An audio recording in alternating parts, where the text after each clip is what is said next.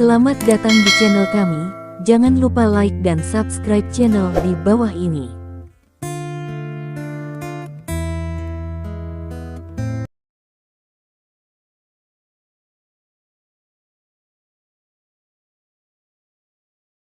Bab 1136.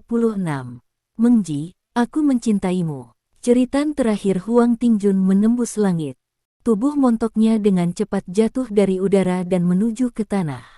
Tidak ada yang menyangka Huang Tingjun akan meneriakkan kalimat seperti itu pada saat terakhir jatuh dari gedung. Saat ini, bayangan hitam mengejarnya dari langit. Bayangan hitam itu menginjak dinding, seolah menganggap dinding itu sebagai tanah.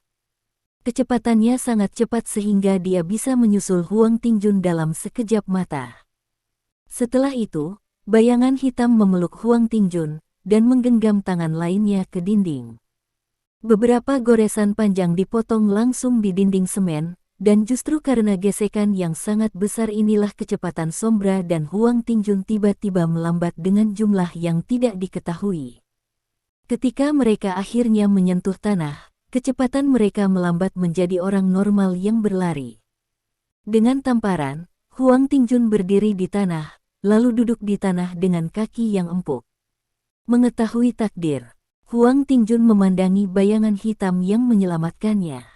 Bayangan hitam itu tidak lain adalah Stephen Lin. "Kamu pria gemuk." Stephen Lin menatap Huang Tingjun tanpa daya. Saat itu, sebuah suara datang dari lantai atas. "Saudaraku, kamu harus menangkapku juga." Stephen Lin tiba-tiba mengangkat kepalanya, dan melihat ini, organ dalam Stephen Lin ketakutan. Ternyata Lin Mengji juga melompat dari atap. Ini sama sekali berbeda dengan menyaksikan Huang Tingjun jatuh dari gedung. Huang Tingjun, itu adalah orang yang memalukan yang mengambil saudara perempuannya. Lin Mengji, itu adik perempuanku yang cantik, lembut dan penuh perhatian. Stephen Lin tiba-tiba menekuk kakinya, lalu menendang dengan keras. Memanggil. Stephen Lin menerobos udara, datang langsung dari tanah ke tengah gedung, lalu memeluk Lin Mengji yang baru saja jatuh di sini. Dua orang jatuh dari tengah gedung dan menghantam tanah dengan bunyi gedebuk. Kaki Stephen Lin ditekuk dengan keras, dan seluruh tubuhnya hampir berjongkok di tanah.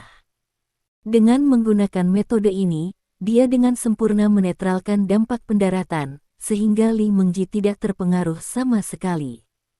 "Kamu ingin mati," Stephen Lin berkata dengan marah. "Bibiku, kamu baik-baik saja." Huang Tingjun juga melompat dari tanah, mengabaikan kakinya yang lemas, dia berlari langsung ke sisi Lin Mengji dan memeluk Lin Mengji. "Tidak apa-apa, apa yang bisa terjadi jika kakakku ada di sini?" Lin Mengji berkata dengan acuh tak acuh, seolah dia tidak melompat dari atas gedung 10 lantai tadi. Huang Tingjun menghela nafas lega, dan kemudian memikirkan Stephen Lin. Dia memandang Stephen Lin dengan malu-malu, tetapi menemukan bahwa Stephen Lin juga sedang menatapnya. "Stephen." Huang Tingjun ingin mengatakan sesuatu, tetapi Stephen Lin meraih kerahnya. "Ingat, Fatih Huang, jika aku melihat bagaimana kamu dengan wanita lain lagi, aku akan melemparmu dari ketinggian beberapa ribu meter dengan tanganku sendiri." Pada saat itu, "Tidak ada yang bisa menyelamatkanmu," kata Stephen Lin dengan kejam. Mendengar kata-kata Stephen Lin, Huang Tingjun tertegun sejenak, dan kemudian ekspresi bahagia muncul di wajahnya. "Kakak ipar, terima kasih atas kesuksesanmu, terima kasih." Huang Tingjun memeluk Stephen Lin dengan penuh semangat. "Jangan berteriak." Stephen Lin mengepalkan tinjunya dan meninju selangkangan Huang Tingjun. "Ah!" Huang Tingjun menjerit, mencengkeram selangkangannya kesakitan. "Saudaraku, apa yang kamu lakukan?" Lin Mengji berkata dengan marah. "Hei, kamu bilang kamu benar-benar serius, tidak baik menemukan seseorang, kamu telah menemukan pria seperti itu." Stephen Lin menghela nafas. "Bagus, setidaknya dia tidak menyerah padaku sampai dia mati." Lin Mengji dengan gembira memeluk tangan Huang Tingjun. "Hei." Stephen Lin tidak bisa menggambarkan suasana hatinya. "Saudaraku, naik ke atas," kata Lin Mengji. "Oke." Stephen Lin mengangguk dan berjalan ke lift. Lin Mengji berlari, memeluk lengan Stephen Lin, bersandar pada Stephen Lin dengan erat dan mengobrol dengan Stephen Lin. Huang Tingjun hanya bisa menonton tanpa daya, lalu mengikuti di belakang mereka berdua. Setelah kembali ke kediaman Huang Tingjun bertanya dengan tidak sabar, "Kakak ipar." Petik 2. Hah? Stephen Lin mengerutkan kening. Stephen. Huang Tingjun dengan cepat mengubah kata-katanya, dan berkata, "Stephen, bagaimana kamu tahu aku di sini? Bukankah aku bermain bagus? Aku tidak mengingatnya, tapi jelas bukan jeans, tapi kamu ganti jeans di video sama aku tadi, tapi bajunya sama sekali gak ganti. Apa maksudnya? Artinya kamu ganti celana khusus, kenapa kamu ganti khusus? Untuk menutupi apakah itu benar?" Stephen Lin berkata dengan ringan. Huang Tingjun tiba-tiba menyadari, dan kemudian bertanya, "Lalu bagaimana kamu tahu kita tinggal di sini?" "Aku juga tahu kamu membeli apartemen ini 3 bulan lalu. Nama apartemen ini harganya 4,82 juta. Pria bernama Fals Jie. Dia ditangkap dan dipecat 3 bulan lalu karena pelacur. Dia tidak mampu membayar hipotek, jadi dia menjual rumah itu padamu." Stephen Lin membicarakan banyak hal yang membuat Huang Tingjun tercengang. Kamu menemukan begitu banyak hal hanya dalam waktu singkat?" Huang Tingjun bertanya dengan ngeri. "Perbedaan terbesar antara orang berpangkat tinggi dan orang biasa terletak pada sumber daya. Kami memiliki sumber daya yang cukup, dan kami memiliki lebih banyak sumber informasi daripada orang biasa," kata Stephen Lin ringan. "Luar biasa, aku tidak bisa mencapai levelmu dalam hidupku." Huang Tingjun memuji dengan jempol. "Berhenti menyanjungku. Aku tidak akan mencabik-cabikmu, tapi itu tidak berarti aku akan mengakuimu. Tidak mudah menjadi menantu dari keluarga Linku," kata Stephen Lin tanpa ekspresi. "Apa yang kamu katakan, Stephen? Kamu juga terlahir sebagai menantu laki-laki, jadi mengapa repot-repot mempersulit menantu laki-lakimu? Apakah kamu benar?" Huang Tingjun berkata dengan nada menyanjung. "Kamu bilang kenapa kamu jatuh cinta padanya? Kamu adalah saudara perempuanku, bakat muda macam apa yang ada di sana? Jika itu dia." Stephen Lin menatap Lin Mengji dengan sedih dan berkata, "Ada apa dengannya? Lihat wajah tembem ini, dan dia juga sangat pandai membuat orang bahagia. Yang terpenting dia masih setia padaku." "Tidak apa-apa," kata Lin Mengji sambil memeluk Huang Tingjun sambil tersenyum. "Fatih Huang, bukannya aku meremehkanmu. Sebagai seorang saudara, kamu baik-baik saja, tapi lagi pula, kamu berkencan dengan saudara perempuanku sekarang. Dari sudut pandang ini, kamu benar-benar tidak dapat melakukannya." Stephen Lin berkata, aku tahu takdirku, jadi aku akan bekerja keras untuk menguatkan diriku dan berusaha untuk tidak mempermalukan keluarga Linmu." Huang Tingjun berkata dengan serius. "Bukannya kamu tidak ingin mempermalukan keluarga Lin kami? Kamu tidak berhak kehilangan orang dari keluarga Lin kami. Kamu hanya perlu ingat, jangan mempermalukan kakakku, jangan membuat kakakku marah." "Itu sudah cukup," kata Stephen Lin. "Tidak masalah," kata Huang Tingjun. "Oke, tesnya telah diuji, dan saya telah menyelesaikan apa yang harus saya katakan. Saya pergi. Sampai jumpa malam ini." Stephen Lin bangkit dan berkata. "Oke, sampai jumpa," kata Huang Tingjun. Stephen Lin mengangguk, lalu berjalan keluar ruangan bersama Huang Tingjun. Huang Tingjun mengirim Stephen Lin ke bawah. "Tingjun, saudara perempuanku terluka dan sedikit gugup, jadi kadang-kadang kamu harus sedikit mengakomodasi dia." Stephen Lin berdiri di samping mobilnya dan menyerahkan sebatang rokok kepada Huang Tingjun. Pada saat ini, dia benar-benar berbeda dari dia yang agresif tadi. "Ya, aku tidak punya keahlian lain, tapi kemampuanku untuk marah adalah yang terbaik," kata Huang Tingjun. Kamu. Stephen Lin menggelengkan kepalanya tanpa daya, lalu membuka tangannya ke arah Huang Tingjun. Huang Tingjun tersenyum, membuka lengannya dan memeluk Stephen Lin. "Tolong," kata Stephen Lin. "Ya." Stephen Lin melepaskan tangannya, mengulurkan tangan dan menepuk perut Huang Tingjun.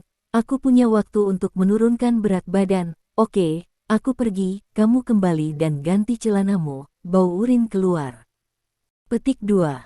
Huang Tingjun merasa malu menggerakkan sudut mulutnya. Dia berkata, "Saya hanya orang biasa, dan adalah normal untuk takut buang air kecil setelah jatuh dari tempat yang begitu tinggi." Petik 2. Stephen Lin tersenyum, masuk ke dalam mobil, dan pergi. Melihat punggung Stephen Lin pergi, Huang Tingjun menghela nafas lega. "Sebuah hubungan yang saya tidak tahu bagaimana menjelaskannya, diselesaikan secara misterius seperti ini." Malam tiba. Sebuah pesawat terbang dari Eropa mendarat mulus di Bandara Shanghai. Ini pesawat penumpang biasa, tapi ada tamu luar biasa di pesawat penumpang ini. Dia adalah Joey. Saat ini, Joey telah melalui penyamaran dan berubah menjadi pria paruh-baya berjanggut berusia 30-an. Dia berbaur dengan kerumunan dan berjalan keluar dari bandara bersama kerumunan, sama sekali tidak mencolok. Keluar dari bandara, Joey melihat sekeliling. Setelah melihat mobil Huang Tingjun, Joey langsung berjalan mendekat, lalu membuka pintu dan duduk. "Kamu siapa?" Huang Tingjun memandang pria berjanggut yang tiba-tiba muncul di kopilot dan terkejut. "Aku." Joey menarik janggutnya. "Joy, kenapa kamu berpakaian seperti ini?" Huang Tingjun bertanya dengan heran.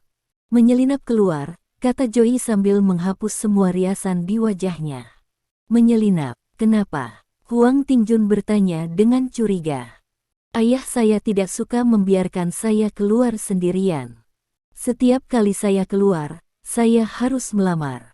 Jika aplikasi disetujui, akan selalu ada banyak pengawal di sekitar saya. Ini sangat merepotkan sehingga saya tidak bisa lepaskan." Joey menghela nafas. "Apakah ini masalah kalian orang kaya?" Huang Tingjun bertanya sambil tersenyum. "Ya, ayo pergi ke Stephen, di mana dia?" tanya Joey. "Dia menunggu di kamar pribadi hotel. Kita sudah di sini lebih dari setengah jam." "Duduklah, aku akan menyeret mobilnya," kata Huang Tingjun, menyalakan mobil, dan menginjak pedal gas. Mobil itu melaju ke depan dengan suara mendesing. Pada saat yang sama, beberapa mobil hitam mengikuti mobil Huang Tingjun dan meninggalkan bandara. Jaraknya sekitar 20 km dari bandara ke perkotaan, di mana kita harus melalui jalan tol yang panjang menuju kota. "Seseorang mengikuti kita," kata Joey tiba-tiba. "Ah." Huang Tingjun melirik kaca spion dengan curiga. Ada beberapa mobil di kaca spion, tapi tidak jelas mobil-mobil tersebut mengikuti mereka. "Sial, aku jelas-jelas menyembunyikan keberadaanku." Joey menggedor jendela dengan marah, lalu berkata kepada Huang Tingjun, "Cepat." Huang Tingjun mengangguk dan meningkatkan kecepatan mobil menjadi lebih dari 120 per jam. Di saat yang sama, mobil hitam yang mengikuti mobil Huang Tingjun juga berakselerasi di saat yang bersamaan. Kali ini, Huang Tingjun akhirnya melihat masalahnya. Bab 1137. "Ya Tuhan, apa yang terjadi?" Huang Tingjun bertanya dengan penuh semangat. "Entahlah, tapi aku yakin mereka datang untuk mencariku. Itu tidak ada hubungannya denganmu. Ketika kamu sampai di pintu tol, kamu tinggal menurunkanku. Mereka tidak akan mengganggumu," kata Joey. "Apa yang kamu bicarakan? Apakah saya tipe orang yang meninggalkan teman-teman saya?" "Jangan khawatir, saya akan segera menelepon Stephen," kata Huang Tingjun, dan segera menelepon Stephen Lin. Saat ini, Stephen Lin sedang menunggu kedatangan keduanya di hotel. Dia sudah memesan piring terlebih dahulu dan bahkan membuka anggur. Saat ini, Stephen Lin sedang mengobrol dengan Ye San. Sebelum Stephen Lin menyukai lingkaran pertemanan Ye San baru melihatnya sekarang, dan segera mengirimkan pesan kepada Stephen Lin. Pesannya sederhana, hanya sapaan biasa. Ye-san jelas sudah tahu bahwa tidak mungkin baginya untuk masuk ke dalam kehidupan Stephen Lin, jadi arti menghubungkan antara kata-katanya jauh lebih sedikit. Saat ini, ponsel Stephen Lin berdering, dan panggilan itu dari Huang Tingjun. Ketika dia melihat telepon, Stephen Lin merasa bahwa sesuatu telah terjadi pada awalnya. Jika tidak, Huang Tingjun seharusnya berada di jalan raya saat ini, jadi dia tidak akan meneleponnya. Ada apa? Stephen Lin menjawab telepon dan bertanya. Nasib, seseorang mengejar mobil kita. Saya tidak tahu dari mana asalnya. Anda harus meminta seseorang untuk datang dan melihat, kata Huang Tingjun dengan gugup. Mengejar mobilmu, di mana kamu sekarang? Tanya Stephen Lin. Di jalan raya memasuki kota, mereka mengejar dari dekat, kata Huang Tingjun. Oke. Aku akan pergi sekarang, jangan tutup teleponnya, nyalakan speakerphone dan letakkan di sebelahmu, kata Stephen Lin. Ini baik. Stephen Lin mengambil earphone dan meletakkannya di telinganya. Deru rendah mesin terus datang dari earphone. Pada saat yang sama, Stephen Lin dengan cepat meninggalkan ruang pribadi dan melaju menuju kota dengan kecepatan tinggi. Di sisi lain, pergi ke jalan tol kota. Kecepatan Huang Tingjun semakin cepat, tetapi kecepatan mobil yang mengikutinya juga semakin cepat. Mereka menyalip mobil satu demi satu dan melaju menuju pintu keluar tol dengan tergesa-gesa. Pada saat ini, penghalang jalan tiba-tiba muncul di hadapan Huang Tingjun. Pada saat yang sama, sekelompok orang berseragam naga berdiri di depan barikade, berpose dalam pertempuran. Melihat pemandangan ini, Huang Tingjun sangat gembira, dan dengan cepat memperlambat laju mobil. Tidak lama kemudian, Huang Tingjun melaju ke penghalang jalan. Seseorang mengejar kita. Huang Tingjun menurunkan jendela mobil dan berkata dengan penuh semangat kepada orang-orang naga di depan. Kami telah menerima pemberitahuan yang relevan, jangan khawatir, kamu aman, kata seorang anggota Dragon Clan. Mendengar ini, Huang Tingjun menghela nafas lega, dia mematikan mobil, dan berkata kepada Joey, ini harus dikirim oleh Stephen, kita aman, ayo keluar dari mobil dulu, dan lihat siapa yang berani mengejar kita. Joey mengangguk dan keluar dari mobil bersama Huang Tingjun. Saat ini, beberapa mobil hitam yang mengejar keduanya juga melaju ke tempat yang berjarak kurang dari 100 meter di depan pembatas jalan. Beberapa kendaraan berhenti sebelum sekelompok orang keluar dari kendaraan. Orang-orang ini mengenakan pakaian hitam seragam, dan mereka tidak bisa melihat dari mana asalnya. Tolong perhatikan orang-orang di depan. Kami dari kantor kota Siahai Klan Naga. Tolong angkat tangan dan taruh di tempat yang bisa kami lihat, dan tunggu personel kami memeriksanya. Seorang kader Klan Naga berteriak keras dengan mikrofon. Pria berbaju hitam tidak berbicara, dan berjalan mendekat. Perhatikan mereka yang di depan, berdirilah di tempatmu sekarang. Kader Klan Naga memarahi dengan wajah gelap. Mengikuti teriakannya, pria berbaju hitam itu tiba-tiba bergegas mendekat. Pergi, kalahkan mereka, kata kader Klan Naga dengan keras. Para pejuang dari Klan Naga di sekitarnya mengerumuni dan bergegas menuju orang-orang berbaju hitam. Pertempuran hampir pecah. Orang-orang ini mencari kematian, dan berani menentang Klan Naga secara terbuka di wilayah kerajaan Naga. Huang Tingjun memandangi pria berbaju hitam dan tersenyum dengan jijik. Joey mengerutkan kening dan tidak berbicara, dia selalu merasa ada yang tidak beres. Pada saat ini, jeritan datang tiba-tiba. Setelah menghubungi pria berbaju hitam, beberapa petarung naga terluka parah dan terbunuh. Adegan ini membuat Huang Tingjun tercengang. Hanya dalam beberapa detik, total lebih dari 20 petarung naga musnah. Mayat-mayat berserakan di tempat kejadian. Apa yang terjadi di sini? Huang Tingjun tercengang. Para petarung naga itu tidak lemah, tetapi pria berbaju hitam itu sangat kuat. Para petarung naga itu sama sekali bukan tandingannya. Sudah selesai, kata Joey. Masuk ke mobil, lari. Huang Tingjun berteriak dan bergegas ke mobilnya. Joey dengan cepat bergegas bersama, dan keduanya masuk ke mobil bersama. Begitu mobil dinyalakan, beberapa pria berbaju hitam muncul di depan mobil. Beberapa orang langsung menekan bagian depan mobil, dan Huang Tingjun menginjak pedal gas ke bawah, tetapi mobil sama sekali tidak bisa bergerak maju. Pria berbaju hitam itu sangat kuat sehingga mereka sama sekali tidak terlihat seperti orang normal. Reaksi Huang Tingjun sangat cepat, dia memindahkan gigi ke gigi mundur secara tiba-tiba, lalu menginjak pedal gas. Setelah ban mobil bergesekan dengan keras di tanah untuk beberapa saat, seluruh mobil mundur dengan deru. "Apa, aku juga pandai mengemudi mundur," seru Huang Tingjun bersemangat. Saat itu, bang, terdengar ledakan keras. Sebuah truk datang dari samping dan langsung menabrak mobil Huang Tingjun. Dampak besar langsung menjatuhkan mobil ke udara. Mobil itu terbalik dan menghantam tanah dengan keras. Huang Tingjun terpukul begitu parah, seluruh dunia terbalik. Darah mengalir deras ke mata Huang Tingjun dalam sekejap. Rasa sakit yang tajam datang dari bawah. Huang Tingjun menundukkan kepalanya dan memenggalnya dengan keras, hanya untuk menemukan pipa baja menembus langsung ke perutnya. Ah! Huang Tingjun tidak bisa menahan diri untuk tidak berteriak. "Fatih Huang, ada apa?" Suara Stephen Lin datang dari sudut mobil. Mobil kami terbalik." "Ah, hitam, pria berbaju hitam ada di sini," teriak Huang Tingjun dengan penuh semangat. Ledakan. Ada suara teredam. Pintu mobil ditarik terbuka. Seorang pria berbaju hitam membungkuk ke dalam mobil dan menyeret Joey yang tidak sadarkan diri keluar. "Jangan sentuh temanku," teriak Huang Tingjun. Pihak lain melirik Huang Tingjun, mencibir, lalu mengambil lembaran besi tajam di sebelahnya. "Apa yang akan kamu lakukan? Jangan, jangan!"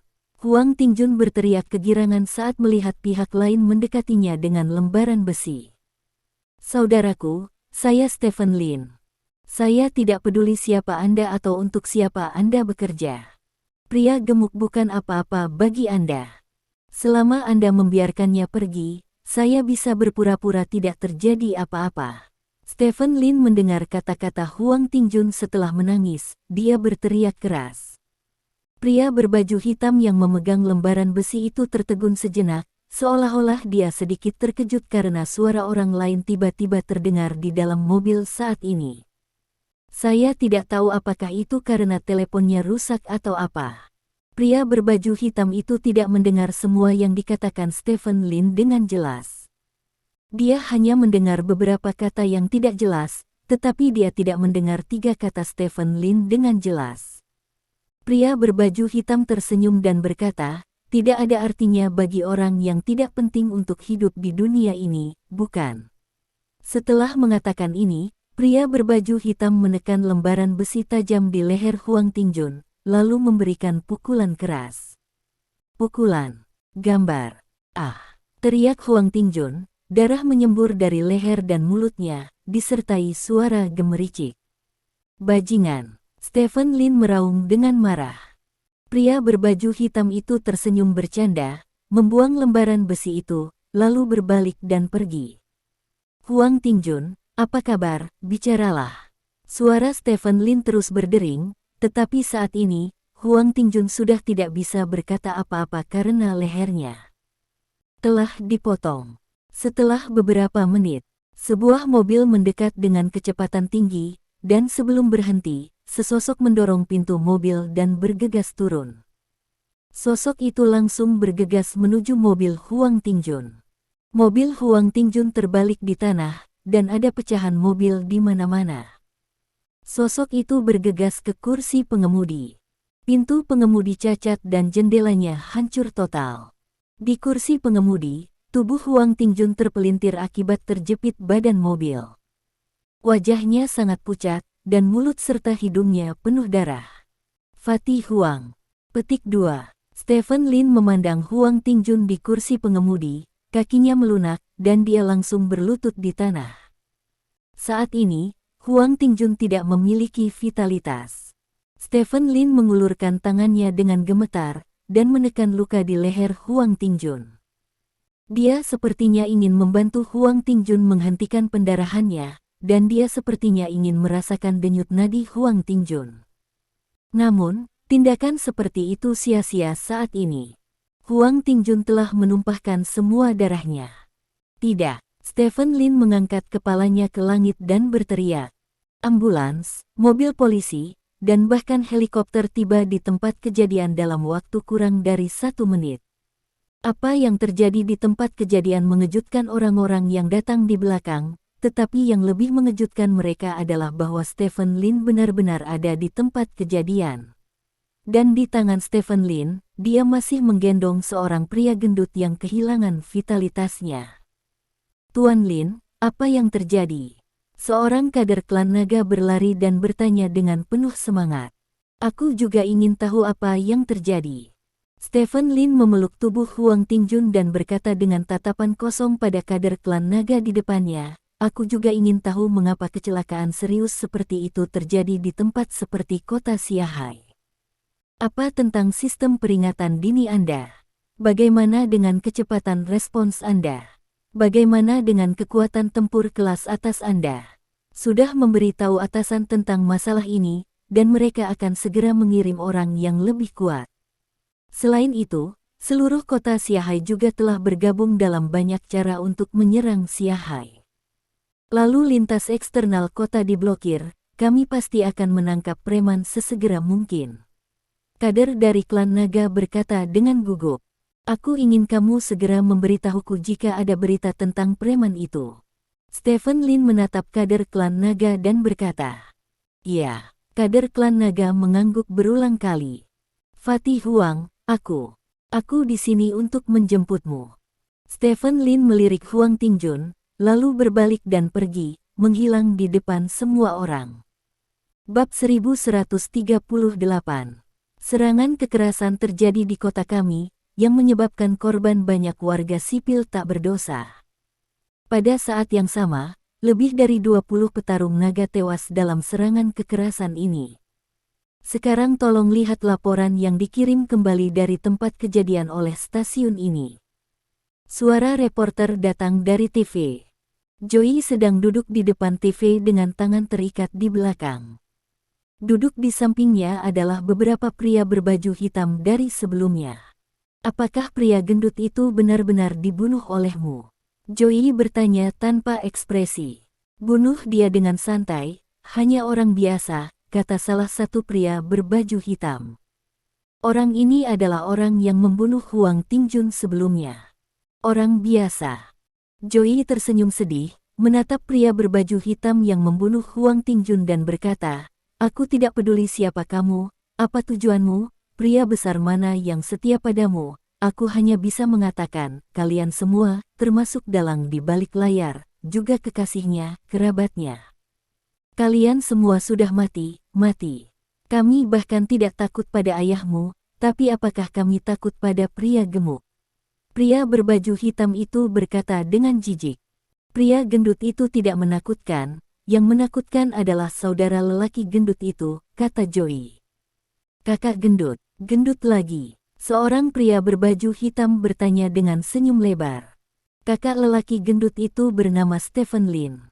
Stephen Lin tidak punya banyak teman dan bahkan lebih sedikit saudara laki-laki, dan lelaki gendut itu telah menjadi saudaranya selama lebih dari 10 tahun, kata Joey ringan. Stephen Lin, pria berbaju hitam itu membeku sesaat, merasa nama itu terdengar familiar. Saat berikutnya, wajah orang-orang berbaju hitam ini berubah. Raja Suci Lin mengetahui nasibnya. Pria berbaju hitam yang membunuh Huang Tingjun bertanya dengan gugup. Apakah ada Stephen Lin lain di dunia ini? Joey bertanya. Beberapa pria berbaju hitam saling memandang, dan mereka semua melihat keterkejutan di mata masing-masing. Bagaimana mungkin Stephen Lin memiliki saudara laki-laki seperti itu? Kata pria berkulit hitam yang membunuh Huang Tingjun dengan penuh semangat. Apakah ada saudara laki-laki seperti itu? Kamu akan segera tahu, kata Joey, ekspresi membunuh muncul di wajahnya. Semua pria berbaju hitam memandang pria yang membunuh Huang Tingjun. Li Han, masalah ini telah melampaui rencana kami. Kamu membunuh saudara laki-laki Stephen Lin, dan kamu harus segera melaporkan ini ke otoritas yang lebih tinggi. Kata satu orang. Ya, ini masalah besar. Seseorang segera menindaklanjuti. Diam, Stephen Lin, apakah dia dewa? Bisakah dia tahu siapa kita? Selama identitas kita tidak diketahui olehnya, bisakah dia menemukan kita? Pria berkulit hitam bernama Li Han berkata dengan bersemangat. Ketika semua orang mendengarnya, mereka merasa itu sangat masuk akal. Stephen Lin sangat kuat, tetapi jika dia tidak dapat menemukan identitas mereka, maka tidak peduli seberapa kuat dia, itu tidak berguna. Jangan sebutkan masalah ini kepada kalian. Dia adalah pria gendut. Jika kamu membunuhnya, kamu akan dibunuh. Misi kita kali ini adalah orang ini. Li Han menunjuk Joey. Aku berjanji apapun yang kamu inginkan, kata Joey. Mendengar apa yang dikatakan Joey, semua orang sedikit tercengang. Joey ini berkata dengan sangat mengesankan beberapa detik yang lalu, mengapa dia begitu pengecut sekarang. Yang kami inginkan sangat sederhana, uang, banyak uang. Li Han menatap Joey dan berkata, hubungi ayahmu dan minta dia mengirimkan uangnya. Jika kamu tidak mengirimkan uangnya, dia akan membunuhmu. Kamu, tidak masalah, panggil saja aku, kata Joey. Joey sangat blak-blakan, tapi itu membuat pria berbaju hitam itu sedikit curiga. Namun, setelah mempertimbangkan dengan hati-hati, mereka tetap memberikan ponsel kepada Joey. Bagaimanapun, mereka juga harus menyelesaikan sesuatu. Setelah kamu menelepon, kamu hanya bisa mengatakan satu hal, yaitu meminta ayahmu untuk menyiapkan 50 miliar, dan kami akan memintanya untuk mendapatkannya besok, kata Li Han. 5 miliar. Joey sedikit mengernyit. Benar, tidak boleh ada tawar-menawar. Saat ini besok, kita harus menyiapkan 50 miliar yuan, kata Li Han. Terlalu sedikit. Joey menggelengkan kepalanya dan berkata, itu tidak sesuai dengan identitasku. Petik 2. Mendengar ini, Li Han tertegun. Dalam hidupnya, ini adalah pertama kalinya dia melihat seorang sandera berinisiatif untuk menaikkan harga. Apa yang salah dengan dunia ini? Lalu, berapa menurutmu? Li Han bertanya. 100 miliar, bagaimanapun, aku adalah pewaris keluarga Tiki, kata Joey. Bukan tidak mungkin, tapi itu bukan tipuanmu, kan? Li Han bertanya dengan cemberut. Saya ada di tangan Anda. Anda dapat mengirim saya kepada Tuhan hanya dengan satu jari. Trik apa yang bisa saya mainkan? Tanya Joey. Itu benar. Li Han mengangguk, lalu berkata, telepon. Petik 2. Oke. Joey mengangguk, mengangkat teleponnya dan menelepon. Telepon berdering beberapa kali, lalu diangkat. Frankie, ini aku. Aku diculik. Katakan pada ayahku untuk menyiapkan 100 miliar untuk menebusku, kata Joey dengan tenang, seolah bukan dia yang diculik. Oke, Tuan, saya akan memberitahu Tuan, apakah ada yang lain? Suara yang sama tenangnya terdengar dari ujung telepon. Dua suara tenang ini menyebabkan Li Han dan yang lainnya dipenuhi dengan tanda tanya. Keluarga macam apa ini? Yang satu mengambil inisiatif untuk menaikkan harga, dan yang lainnya sangat tenang setelah mengetahui bahwa ahli waris keluarga telah diculik. Apa ini semua tentang? Oke. Li Han merebut telepon dari tangan Joey, lalu berkata kepada orang-orang di sekitarnya, kita bisa berpindah tempat ini tidak lagi aman. Petik 2. Ayo pergi. Petik 2. Semua orang mengangkat Joey dari kursi dan pergi dengan cepat. Sisi lain. Stephen Lin memeluk Huang Tingjun dan masuk ke dalam mobil. Huang Tingjun sudah mati, dia hanya bisa mengirimnya kemana dia harus pergi. Saat ini, ponsel Stephen Lin berdering. Telepon itu dari Dong Jian. Patriark, temanmu mungkin masih bisa diselamatkan. Petik 2. Laboratorium Bioteknologi Titan Kota Xiahai. Ini adalah perusahaan yang didedikasikan untuk penelitian biofarmasi. Obat-obatan biologis telah menjadi arus utama di dunia saat ini, dan banyak penyakit yang tidak dapat disembuhkan telah diatasi karena kemajuan obat-obatan biologis, dan Titan Bio berada di garis depan penelitian obat-obatan biologis saat ini. Apakah ada bantuan? Stephen Lin memandang Huang Tingjun yang terbaring di ruang steril di depan, dan bertanya dengan suara yang dalam. Faktanya, tubuh manusia akan memasuki keadaan setelah kehilangan terlalu banyak darah.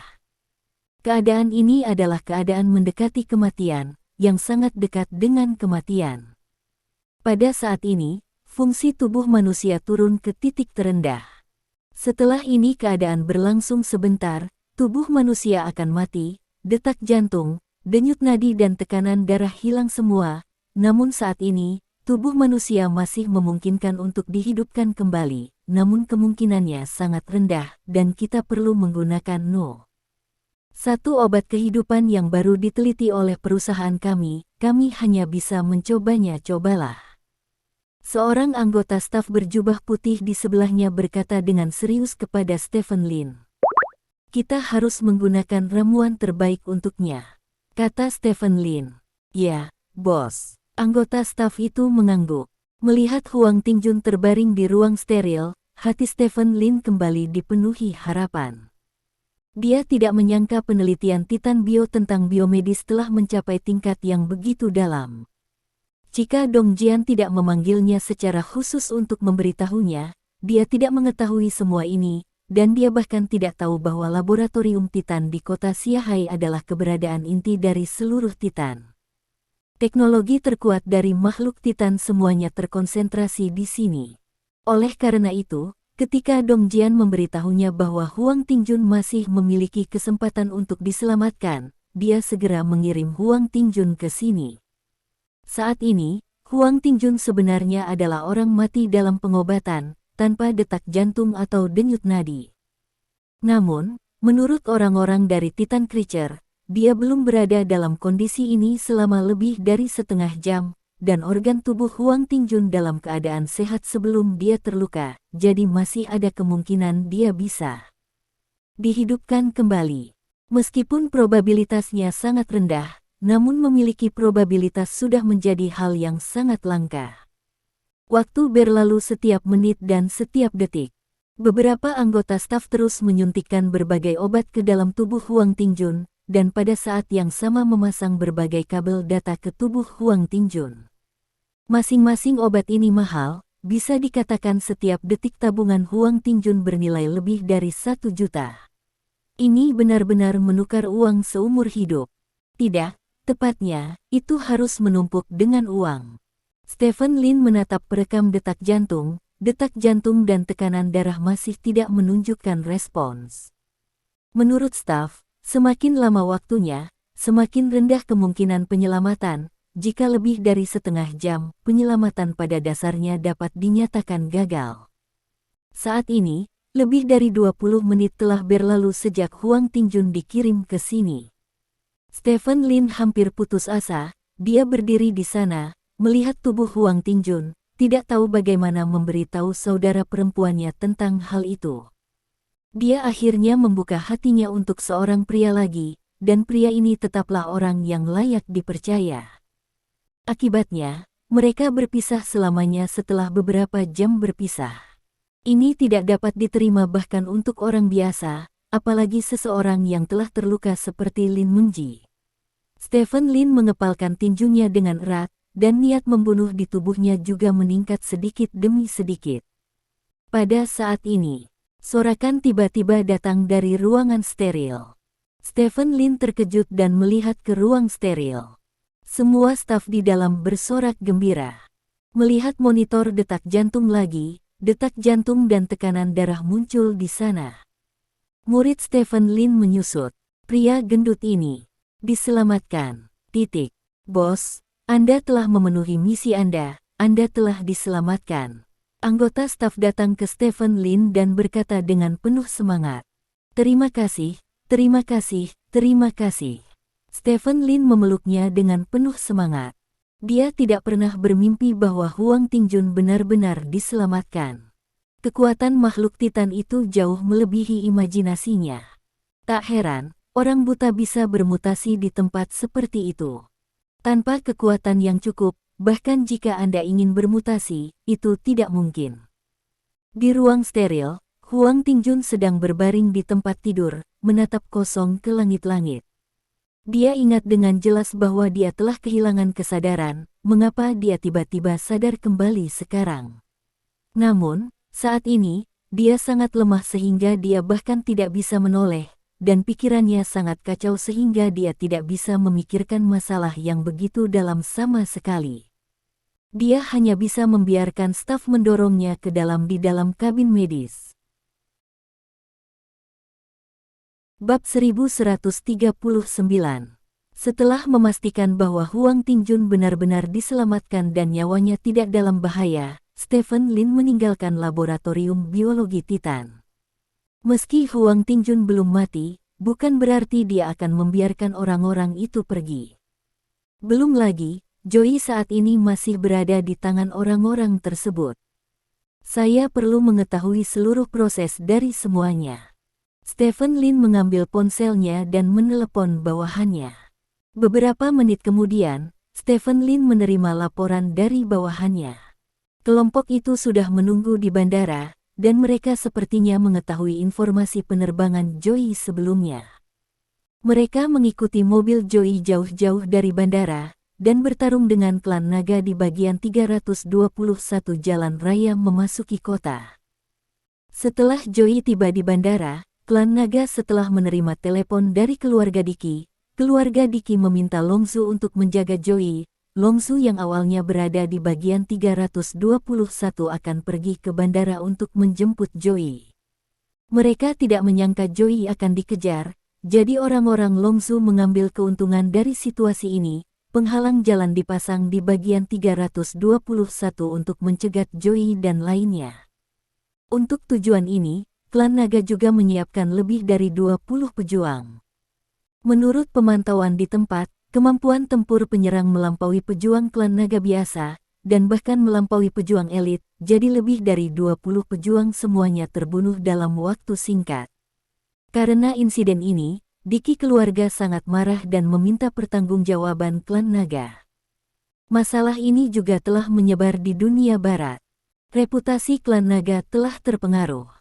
Petik 2. Sudahkah Anda menemukan informasi identitas penyerang? Stephen Lin bertanya. Saat ini, tidak ada informasi identitas penyerang manapun. Namun, saya baru saja mendapatkan informasi yang akurat. Penyerang telah meminta uang tebusan 100 miliar kepada keluarga Diki. Keluarga Diki juga telah setuju. 10 menit yang lalu, klan naga menggerebek tempat si penyerang menelepon uang tebusan, tetapi si penyerang tidak ditemukan, kata pria itu. Terus selidiki, temukan sekelompok orang itu untukku. Stephen Lin berkata dengan dingin. Ya, setelah menutup telepon, ekspresi Stephen Lin menjadi sangat serius. Dengan kemampuannya dan klan naga, tidak ada informasi identitas penyerang manapun yang ditemukan hingga saat ini, yang cukup untuk menunjukkan bahwa kali ini penyerang tidak hanya memiliki kekuatan bertarung yang luar biasa, tetapi juga memiliki kemampuan bersembunyi kelas 1.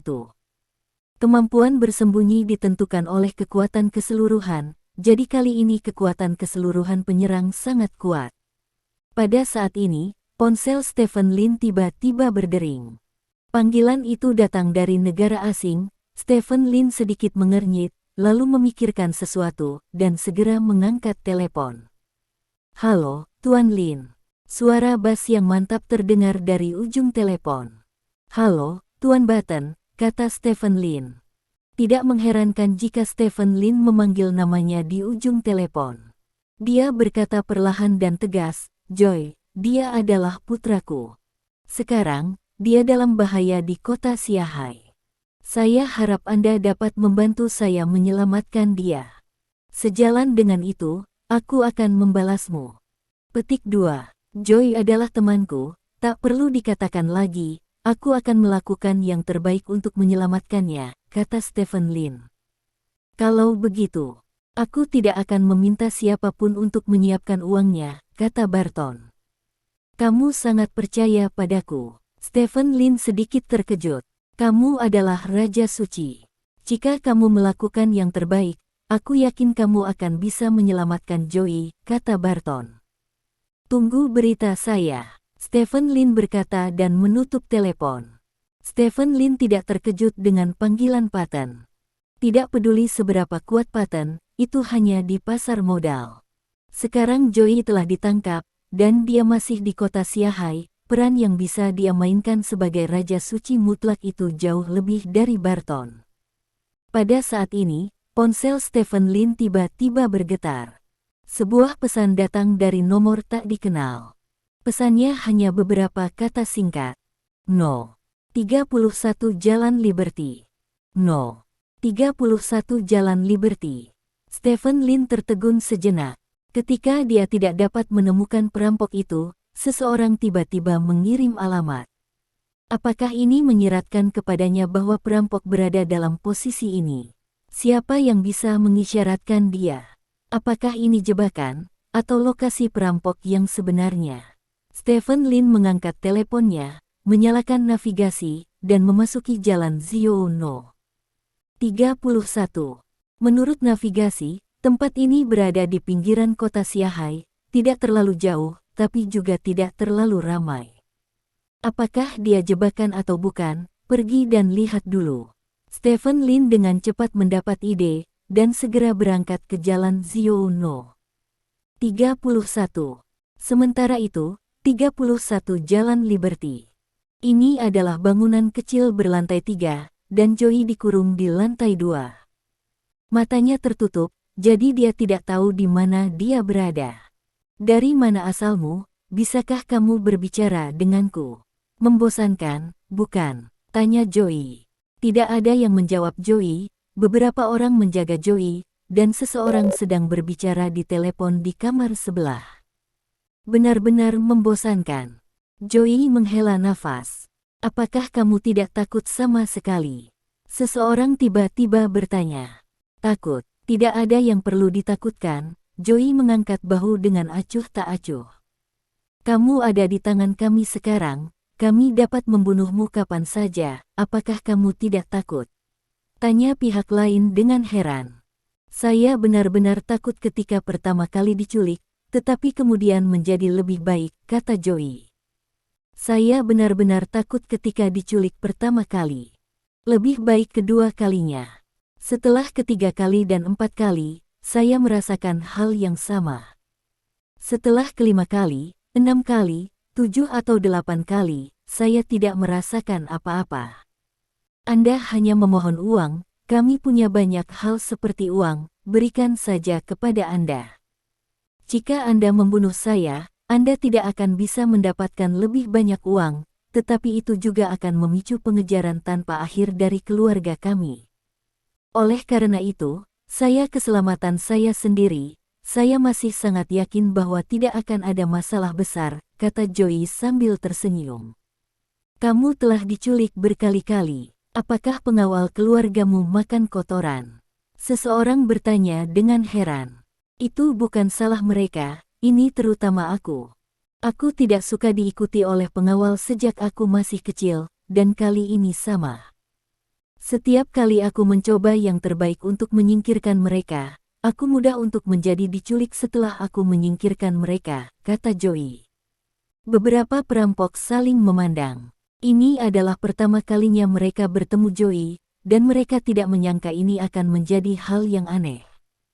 Mengetahui banyak sekali orang yang ingin menculiknya, namun tetap berusaha keras untuk menyingkirkan pengawalnya, apakah orang ini memiliki kecenderungan untuk dianiaya? Keluargamu benar-benar kaya. Setelah membayar begitu banyak uang tebusan, kamu masih bisa diam. Seseorang berkata dengan emosi. Joey tersenyum dan berkata, bukan karena keluarga kita kaya. Petik 2. Itu sebabnya. Seseorang bertanya. Berhenti bicara, tidak baik bicara sekarang. Joey mengangkat bahu. Orang-orang di sebelahnya sedikit mengernyit, seolah merasa ada yang tidak beres. Saat itu, suara seorang pria terdengar. Itu karena setiap perampok yang mengambil uang tebusan dari keluarganya akhirnya dibunuh oleh keluarganya. Petik 2. Mendengar suara itu, beberapa perampok menoleh dan menoleh pada saat bersamaan. Saya melihat seorang pria berjalan masuk dari pintu tanpa ekspresi di wajahnya. Dia mengenakan pakaian biasa, tapi ini bukan orang biasa. Semua orang yang hadir berdiri dengan ngeri. Lin. Stephen Lin. Seseorang tidak bisa menahan diri untuk tidak berteriak. Orang yang datang adalah Stephen Lin. Namun, Stephen Lin tidak memperhatikan para perampok ini, dia memandang Joey. Joy, kamu baik-baik saja? Stephen Lin bertanya. Hah, Xiao Zizi ada di sini. Aku baik-baik saja, tapi sayang sekali Huang Tingjun meninggal. Joey menghela nafas. Dia masih hidup, kata Stephen Lin. Hidup, benarkah? Tanya Joey heran. Yah, aku masih menunggu kita untuk minum bersama. Kamu duduk dulu, dan aku akan menyelamatkanmu setelah aku berurusan dengan orang-orang di sini, kata Stephen Lin. Oke, Joy mengangguk. Percakapan antara kedua orang itu langsung membuat marah beberapa penyerang. Salah satu dari mereka segera bergegas ke Joey, dia ingin menyandera Joey dan mencoba memeras Stephen Lin. Namun, saat pria itu bergegas menuju Joey, Stephen Lin berkata, berhenti. Petik 2. Secara alami, pria itu tidak akan berhenti, dia mempercepat dan datang ke sisi Joey dalam sekejap mata. Dia mengulurkan tangannya, berniat meraih leher Joey. Pada saat ini, sesosok tiba-tiba muncul dan berdiri di depannya. Dengan sekejap, tangan pria itu jatuh langsung ke tangan sosok itu. Apakah kamu menyakiti Fatih Huang? Stephen Lin bertanya. Apa? Pihak lain membeku sesaat. Sepertinya tidak. Stephen Lin menghela nafas, dan langsung meninju tenggorokan lawan. Tubuh lawan terbang terbalik dan membentur tembok dengan keras, lalu kepalanya miring dan dia kehilangan nyawanya. Adegan ini mengejutkan semua perampok lainnya. Kekuatan Raja Suci memang terlalu menakutkan, dan itu bukanlah sesuatu yang bisa mereka tandingi. Kalian, beri aku kesempatan untuk memberitahuku siapa yang memotong leher temanku, kata Stephen Lin. Setelah Stephen Lin menanyakan pertanyaan ini, beberapa perampok memandang Li Han pada saat yang bersamaan. Terkejut, Li Han memandang Stephen Lin, dan menemukan bahwa Stephen Lin mengikuti pandangan semua orang dan memandangnya. Lalu, Li Han ingin menjelaskan pada dirinya sendiri, tetapi dia tidak tahu bagaimana mengatakannya. Jangan bicara dulu, tunggu sampai aku membunuh mereka semua. Stephen Lin meletakkan jarinya di depan mulutnya, membuat gerakan diam. Li Han membeku sesaat, lalu dia melihat Stephen Lin bergerak. Stephen Lin pertama-tama berlari ke seseorang, meninjunya, lalu segera berlari ke orang lain dan menendangnya. Setiap gerakan yang dilakukannya sangat sederhana dan rapi, seperti seorang gangster yang berkelahi di jalanan. Namun, setiap gerakan sangat tajam. Satu pukulan, satu orang jatuh, satu tendangan, satu orang jatuh. Tidak ada yang bisa menghentikan serangan Stephen Lin, dan setiap serangan Stephen Lin dapat merenggut nyawa. Dalam sekejap mata, dari hampir 10 perampok, hanya Li Han yang tersisa. Saat ini, Li Han tidak tahu bagaimana menggambarkan suasana hatinya. Dia masih hidup, dan semua orang sudah mati. Namun, mengapa dia merasa hidup bukanlah hal yang baik untuknya? Bab 1140. Tetap di sana dan jangan bergerak. Stephen Lin melirik Li Han, lalu berjalan ke arah Joey, dan melepas strip kain di wajah Joey. Kamu datang lebih cepat dari yang kukira, kata Joey. Aku bahkan tidak melihat wilayah siapa ini, kata Stephen Lin, dan menarik tali dari tangan Joey lagi. Joey berdiri dan merentangkan tangannya. Apakah ayahku meneleponmu? Tanya Joey. Pukul. Stephen Lin mengangguk. Kalau begitu ayahku berutang budi padamu, kata Joey sambil tersenyum. Stephen Lin tercengang sesaat, lalu menatap Joey dengan heran. Jika ada sesuatu yang membutuhkan bantuan ayahku, bantuan ini dapat digunakan, kata Joey, menepuk bahu Stephen Lin, lalu berjalan menuju Li Han. Li Han berdiri di tempatnya, menatap Joey yang datang, dengan ekspresi panik di wajahnya. Dia tidak takut pada Joey, tapi dia takut pada Stephen Lin di belakang Joey. Joey berjalan di depan Li Han dan menatap Li Han. Li Han juga menatapnya. Setelah itu, Joey mengangkat tangannya dan menamparkan wajah Li Han. Wajah Li Han sedikit miring, lalu tegak lagi. Bentak. Joey menamparkan Li Han lagi. Wajah Li Han bengkok lagi, lalu diluruskan lagi. Dia melirik Stephen Lin, yang berdiri di sana, menatapnya. Ini membuatnya tidak berani melakukan perubahan apapun. Dia yakin bahwa dia dapat membunuh Joey dalam 0,5 detik, tetapi dia bahkan lebih yakin bahwa Stephen Lin akan membunuhnya dalam 0,1 detik. Oleh karena itu, setiap tindakannya tidak ada artinya. Joey tidak puas dengan pemukulan itu, dia melihat sekeliling, lalu mengambil asbak di atas meja di sebelahnya, dan melemparkannya ke wajah Li Han. Tepuk tangan. Asbak itu menghantam wajah Li Han dengan keras. Li Han adalah pria yang sangat kuat, dan Joey adalah orang biasa, bahkan dengan tambahan asbak, Joey tetap tidak bisa menyakiti Li Han. Sampai seluruh asbak hancur, Li Han hanya memiliki beberapa memar di wajahnya. Sialan, orang biasa benar-benar tidak memiliki hak asasi manusia. Mereka tidak bisa memukuliku sampai mati jika mereka diam, kata Joey dengan marah. Kamu mengatakannya sebelumnya, kupikir kamu baru saja membuka hatimu, kata Stephen Lin, dan berjalan ke arah Li Han. Kamu, apa yang akan kamu lakukan? Li Han berkata dengan ngeri.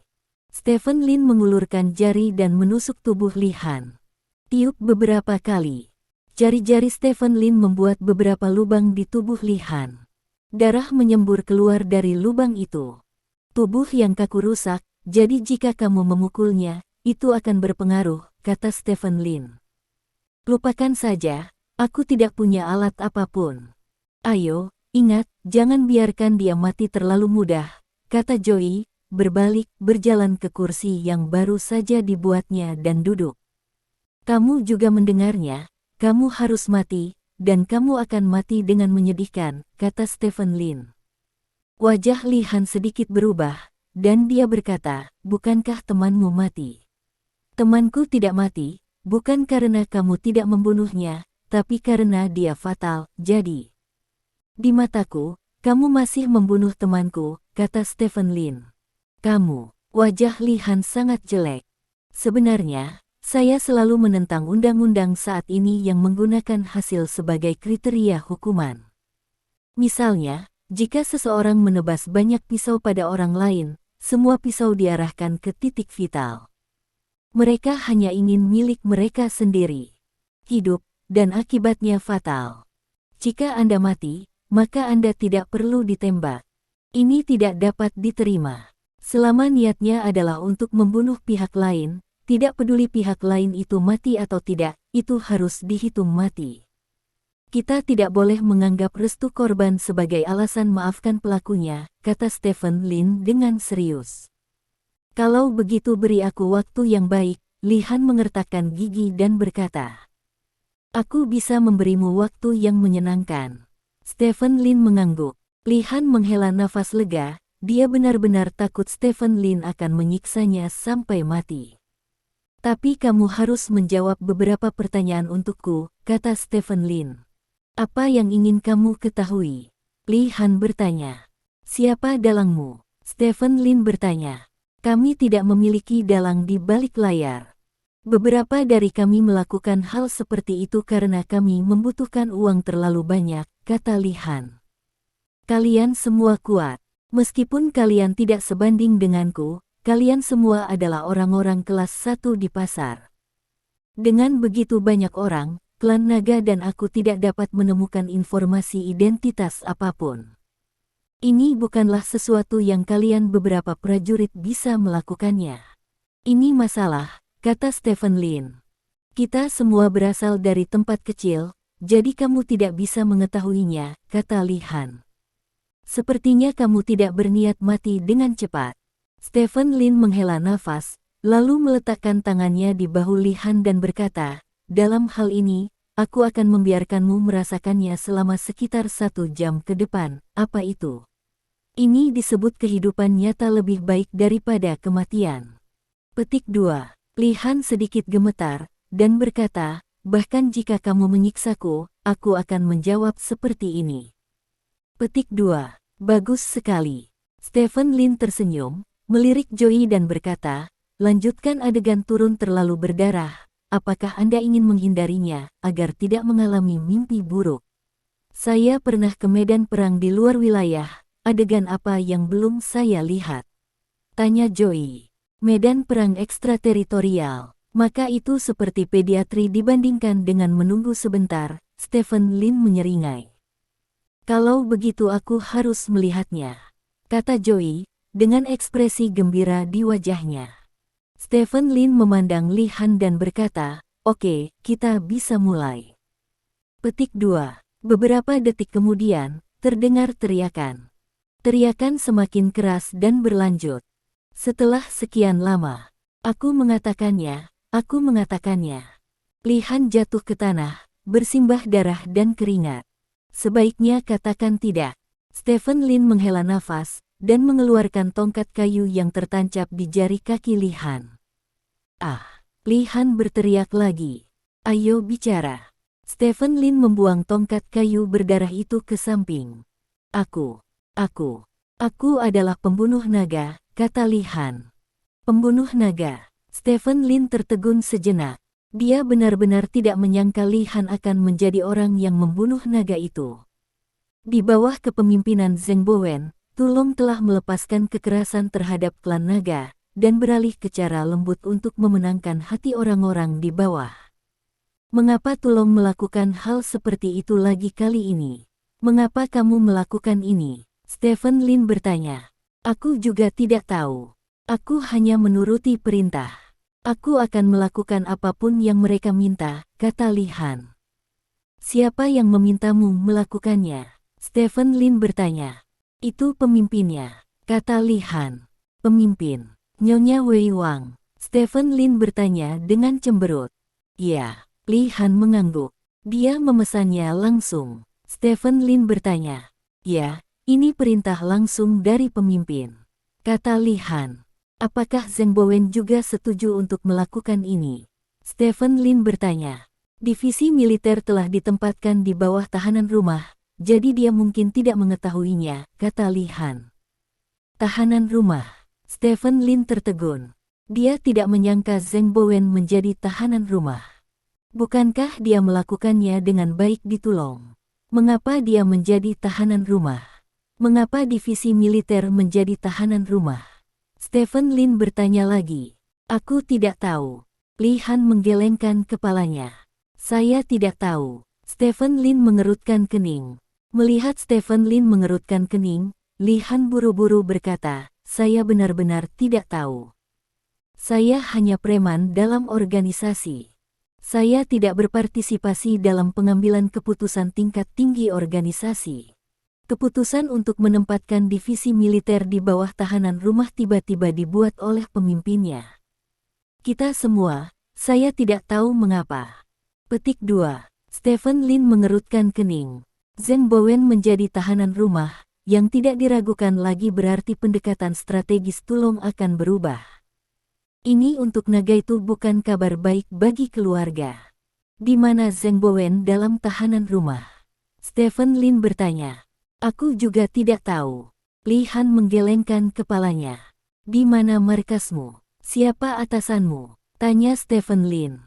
Saya tidak tahu di mana markasnya. Nama kode atasan saya adalah Crow. Setiap kali dia melakukan misi, dia akan menghubungi saya dalam satu baris, kata Li Han. Crow. Petik 2. Stephen Lin mendengar nama ini untuk pertama kalinya. Seberapa sering atasanmu menghubungimu? Stephen Lin bertanya.